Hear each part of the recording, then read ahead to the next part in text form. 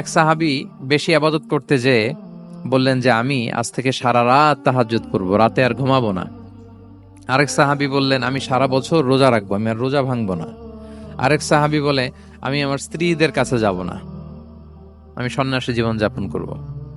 রাসূল সাল্লাল্লাহু আলাইহি ওয়াসাল্লাম শুনে অপছন্দ করলেন, বললেন তোমরা নাকি এমন এমন বলেছো, আমি তো বিশ্বনবী রাহমাতাল লিল আলামিন, আল্লাহর হাবিব, আমি তো কোন কোন দিন রোজা রাখি, আবার কোন কোন দিন রাখি না। সোম বৃহস্পতিবারে রাখি, অন্যান্য দিন তো রাখি না।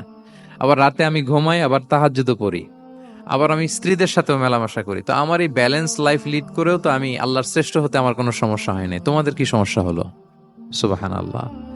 দেখেন, ইসলাম খুব ব্যালেন্সড অ্যাপ্রোচে বিশ্বাস করে, ভারসাম্যপূর্ণ জীবন বিধান। তার মানে রাসূল সাল্লাল্লাহু আলাইহি ইসলাম যেটা শিখিয়েছেন ওইটাই স্ট্যান্ডার্ড।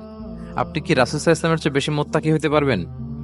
বুঝে থাকলে আওয়াজ করে বলুন, আল্লাহ রাসূলের চেয়ে বেশি বুজুর্গ হওয়া সম্ভব? মুত্তাকি হওয়া সম্ভব? আল্লাহওয়ালা হওয়া সম্ভব? তিনি যেটা শিখিয়েছেন ওইটাই স্ট্যান্ডার্ড।